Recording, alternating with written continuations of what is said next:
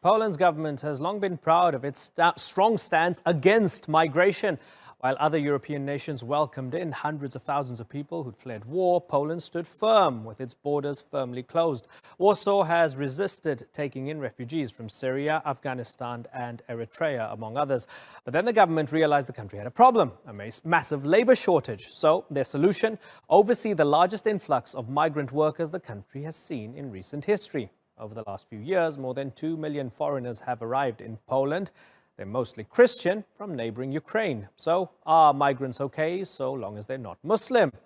Well, to answer that, we're joined by Polish MP Dominik Tarczyski from the ruling Law and Justice Party. He's also the Vice President of the European Conservatives Group in the Council of Europe. Dominik, is that it?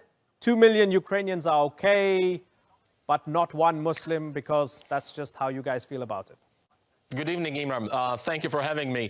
It has nothing to do with religion. It has nothing to do with Islamophobia. It's all about safety. As I said previously, everyone is allowed to apply. Everyone is allowed to submit the documents, ask for a permission, ask for a visa, and then our interior minister will decide if he's needed for our society. The difference between immigration and refugees as a legal difference. You are mixing words. It's very important because the difference is quite big. First of all, refugee is the person who flees to the first safe country by the international law. Immigrant, especially illegal immigrant, is not welcome in Poland. This is what we promised, and these words will be kept. Basically, we are not talking about people who are in need. We are not talking about Muslims. We are talking about a law, international law and Polish law. We don't want any illegal migration in Poland. This is what we promised. This is why our government was elected, and not even one Muslim illegal migrant will come to Poland, ever.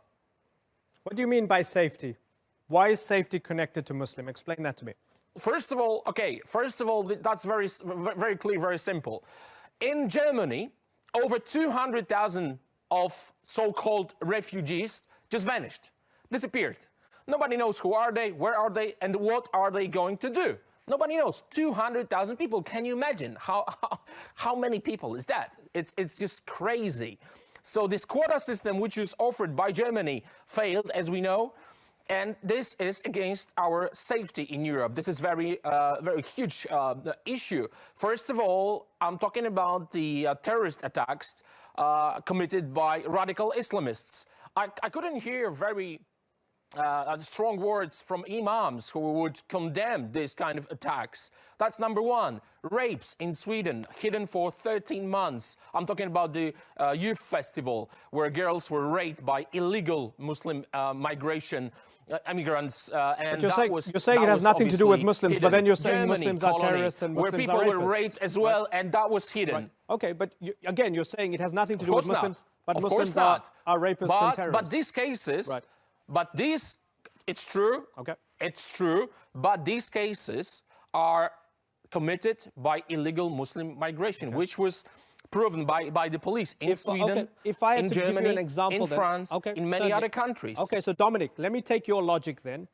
And if I have to look at the biggest terrorist attack that has captured the international imagination in recent times, the Christchurch mosque attack, or mosque attacks, right?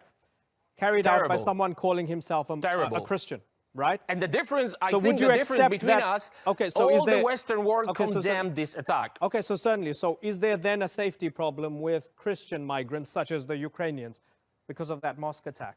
No. First of all, the man in Christchurch was not a migrant. I think he should spend his whole life in jail. Mm-hmm. And as I said, the whole world, Western world, condemned that. I couldn't hear condemnation from the Saudi Arabia or other Sharia law states after many terrorist attacks in Sweden, where we have Malmö and other places where police is afraid to get in. So I'm talking about the scale and the reaction. The scale is completely different. And the reaction from our side, as a Christians and as a Western civilization, compare it with the Saudis, with Iran, where people are hanged for their homosexuality. Okay, you're talking about Saudi and you're talking about Iran religion. And all these places. It's completely different. Okay. But these are places that are not affected by migration, right? What I'm asking you, Dominik, right?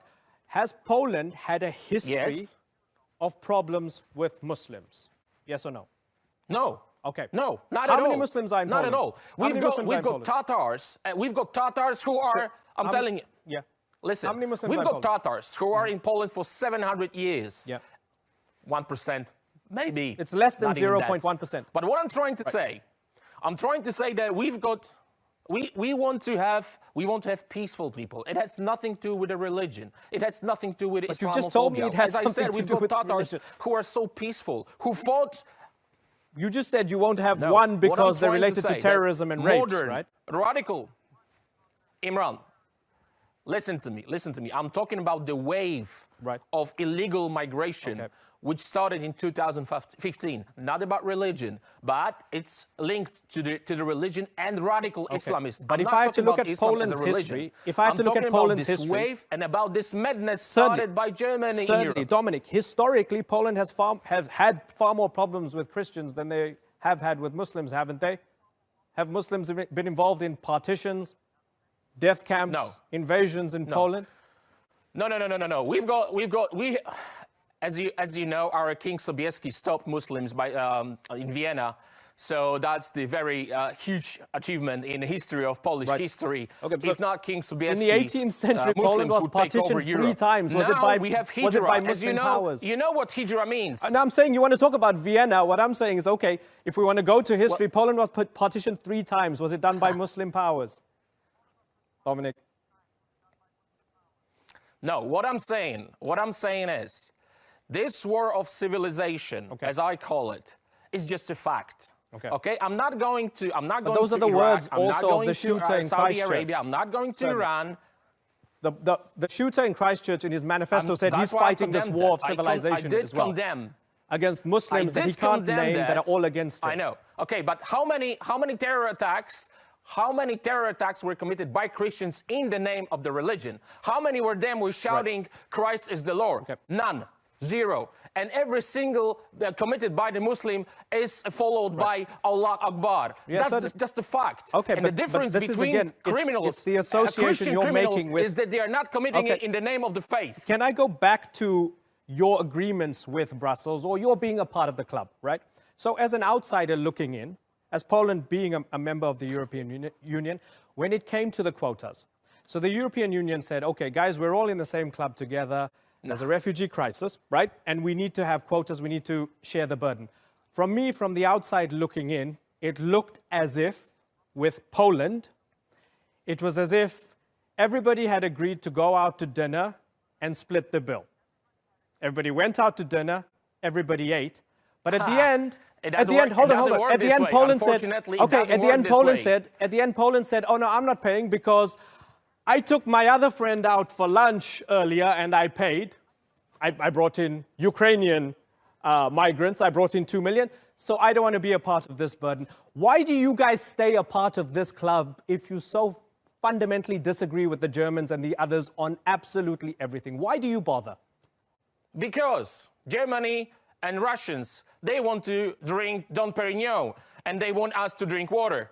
That is the difference. So if they want us to have a lunch together and split the bill, they have to eat the same thing and they drink the same thing. The club means that we are equal. We have the same rights and the same duties. But it doesn't work this way. Germany asked for a deal with Russians. I'm talking about Nord Stream 2. French, they are selling Mistrals to Russia. They are making a business. They don't care about our safety. And then they want us to pay the bill. It doesn't work this way. It's not going to work this way. We will never agree for the deals with the Russians and not saying anything. So if they want solidarity, if they want to have this club with us as a partners, they have to behave like a partners. Mistrals from France and Nord Stream 2 are the symbols. Obviously, there is much more to be given as an example. So, first of all, it's not us who started this madness. It's Germany who started. Angela Merkel was looking for cheap labor, so she found out that they want to work, that they want to contribute to this society by their taxes. They don't want to learn language. And then she decided, okay, so let's spread them around. Let's say that this is our responsibility, not mine. And then we're going to get rid of this problem. No. We're not going to take any of those. It's not our war. It's not our colony. We never had any colonies in our history. So we want to be a partner. We want to be equal partner with the same rights and the same duties. That's why I keep repeating, not even one illegal will come to Poland ever. Dominik, it's been really great getting into the mind of the current Polish government, and good to have you on the program. Thanks for joining us.